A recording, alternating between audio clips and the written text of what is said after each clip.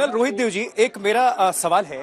क्या आप यहां से कुछ ऐसा तो नहीं देखते कि जो अभी हालत यूक्रेन की हो गई है, क्योंकि रूस बहुत मजबूत था, अमेरिका ने यूक्रेन को भी कहा कि हम आपके साथ हैं, लेकिन क्या हालत है दुनिया के सामने?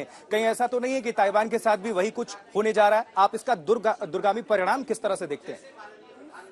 देखिए, संभावनाएं तो हो सकती हैं, क्योंकि मैं मानता हूं कि मिलिटरीली अगर एडवांटेज आज दिया गया है तो वो चीन के हाथ में दिया है इस एक्शन से। बट मैं समझता हूं कि यूक्रेन और ताइवान की तुलना इसलिए नहीं है क्योंकि वहां जो कैपेबिलिटी है रिएक्शन की, चाहे वो इकोनॉमिक हो चाहे वो मिलिट्री हो, वो ज्यादा है compare to military capability of China versus America.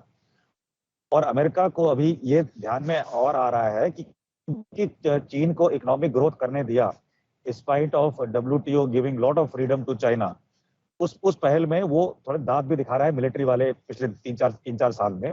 और अमेरिका को उसका एहसास है, और मैं समझता हूं कि ये एक अपॉर्चुन टाइम है अमेरिका के पास। अगर वो अपना कॉइन ठीक से खेलें तो इस स्ट्रेट में, ताइवान स्ट्रेट के आसपास, वो जो अपना दबदबा दिखाएंगे अपने फ्लीट्स का, मैं समझता हूं कि चाइना को एक अच्छा खासा लेसन मिल सकता है कि अभी भी उनकी जो नेवी है वो एक्चुअली बहुत ही नंबर्स में ज्यादा लगती है देखने में, बट उनकी कैपेबिलिटी बहुत कम है, जी उनकी जी। जो नीश टेक्नोलॉजी से वो बहुत कम है। मैं समझता हूँ अमेरिका ने ये जानबूझ के डिसीजन लिया है।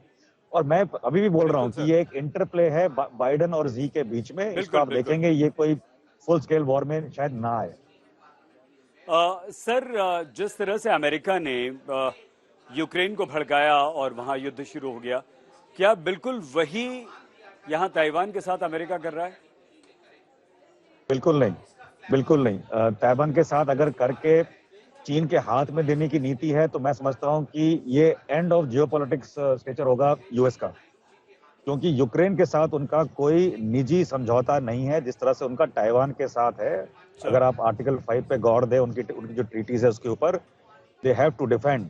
तो मैं नहीं समझता कि कोई बलि का बकरा बना के ये कोई गेम खेल सकते हैं, क्योंकि ये बहुत ही दुर्भाग्यपूर्ण होगा वर्ल्ड जियोपॉलिटिक्स के लिए। नेटो में एक खंडन आएगा, अमेरिका नहीं कर पाएगा। जहां तक यूक्रेन का सवाल है वो थोड़ा अलग था, क्योंकि उसमें एक सवा साल का जो था झांसा दिया कि हम आपको नेटो के अधीन ले लेंगे। और रशिया ने भी काफी चेतावनी दी एक साल पहले, एक्शन लेने से पहले, मिलिट्री एक्शन से पहले।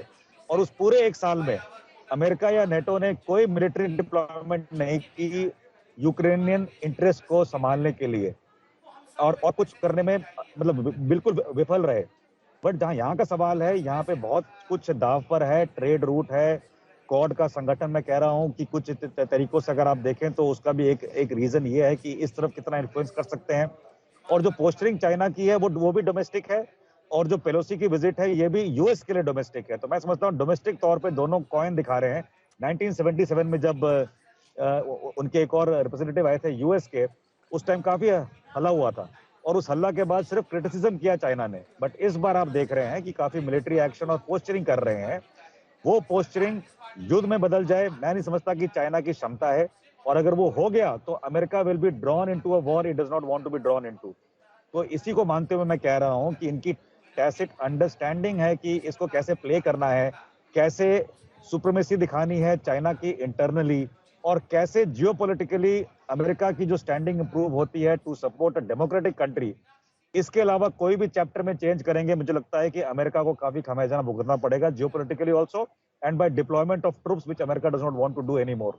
नैन्सी का जाना, ताइवान यात्रा करना, क्या इस वक्त ऐसे मौके पर जहां ऑलरेडी दो जगहों पर दो देश आमने सामने है, युद्ध की स्थिति बनी हुई है, ऐसे वक्त पर क्या जाना जरूरी था? ये यात्रा जरूरी थी? देखिए, बहुत स्ट्रांग मैसेजिंग है ये यूएस की तरफ से, खास करके उस समय जब चीन की तरफ से इस तरह की अग्रेसिव पोस्चरिंग पहले से ही चल रही थी। ये खबरें जो हैं पिछले 5-6 महीने से आ रही थी कि कितने एयर इनकर्जन्स हो रहे हैं यूएस की तरफ से ताइवान में। तो ये कोई 2-4 दिन पुरानी बात नहीं है। और कहीं ना कहीं जो बुलिंग टैक्टिक्स थी चाइना की, उसको कॉल आउट करने के लिए ये एक डिसीजन लिया गया है यूएस की तरफ से। और 1997 के बाद पहली बार कोई इतने बड़े लेवल का इलेक्टेड रिप्रेजेंटेटिव जो है यूएस का, वो ताइवान गया है। तो इसके पीछे जरूर एक जियोपॉलिटिकल रणनीति अमेरिका की है। अमेरिका ये दिखाना चाहता है कि चीन की जो बार बार हम देखते हैं मनमर्जी, उसको भी जो है टेक ऑन किया जा सकता है। जी, हमारे साथ क्योंकि हमारे दो मेहमान भी बने हुए हैं, विंग कमांडर अभिषेक मतवान जी हैं। अभिषेक से जरा ये समझाइए हमें कि नैन्सी पेलोसी को जब हम याद करते हैं तो वो एक ऐसी शख्सियत है जो अमेरिका की तीसरी सबसे ताकतवर शख्सियत है, लेकिन वो चीन विरोधी एजेंडे के लिए जानी जाती है। अब आज उन्होंने शी जिनपिंग को निशाने पर लिया प्रेस कॉन्फ्रेंस में, उन्होंने आने से पहले एक लेख भी लिखा। तो क्या नैन्सी पेलोसी के तमाम स्टेटमेंट स्पीकर के तौर पर हैं या वो पूरी तरह से अमेरिका को रिप्रेजेंट कर रही हैं? ये सवाल इसलिए पूछ रहा हूं क्योंकि बाइडेन उतना सख्त रुख नहीं अख्तियार कर रहे हैं, वो एक बैलेंस रुख अख्तियार कर रहे हैं। बाइडेन से शी जिनपिंग से बात भी उनकी होती है, उसके पहले भी हमने देखा था कि वो कह रहे थे कि सेना नहीं चाहती कि नैन्सी पेलोसी ये दौरा करे, ऑफिशियल दौरे में भी जिक्र नहीं था। तो ये अमेरिका के स्टेटमेंट हैं या फिर स्पीकर नैन्सी पेलोसी के? देखिए, ये बीच में पहले भी एक बार क्लियर हो चुका है और ये अमेरिकन ऑफिशियल्स की तरफ से ही क्लैरिफाई एक बार किया जा चुका है और कई बार, कि अमेरिका का जो स्टैंड है इस पर्टिकुलर कंटेक्स्ट में वो है स्ट्रेटेजिक एम्बिग्विटी का। नो डाउट्स उनकी अंडरस्टैंडिंग और व्हाटएवर उनकी यार ये तो सब पूछ गए हैं, मेरे पास है सवाल, मैं एक अपना पूछना चाहता हूँ। लेकिन वो उन ट्रीटीज के होने के बावजूद अमेरिका इसमें प्रेफर करता है कि स्ट्रेटेजिक एम्बिग्विटी बना के रखे।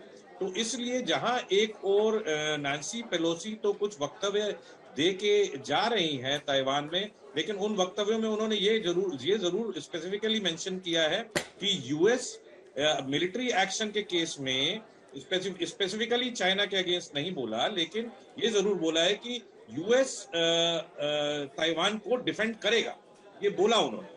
तो ये जो आपने बात करी कि प्रेसिडेंट बाइडेन हालांकि बहुत स्ट्रांगली इस बारे में नहीं बोल रहे हैं, लेकिन नैन्सी पेलोसी ये जानबूझकर किया जा रहा है ताकि सफिशिएंट मैनूवरिंग स्पेस अभी भी यूएस के पास रहे।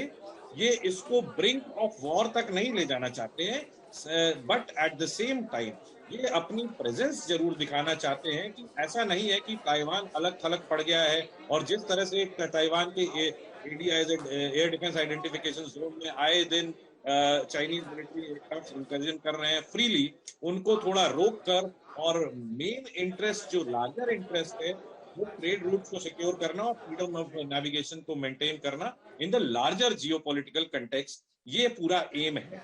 तो अमेरिका ये चाहता है कि ताइवान अलग थलग ना पड़े, और क्योंकि अमेरिका के पार्टनर्स में से एक है तो दुनिया को दिखना चाहिए कि अमेरिका अपने पार्टनर्स के साथ। ठीक है सर, तो आप बता रहे हैं कि जो ताइवान है वो अलग थलग ना पड़े, एक मैसेज है।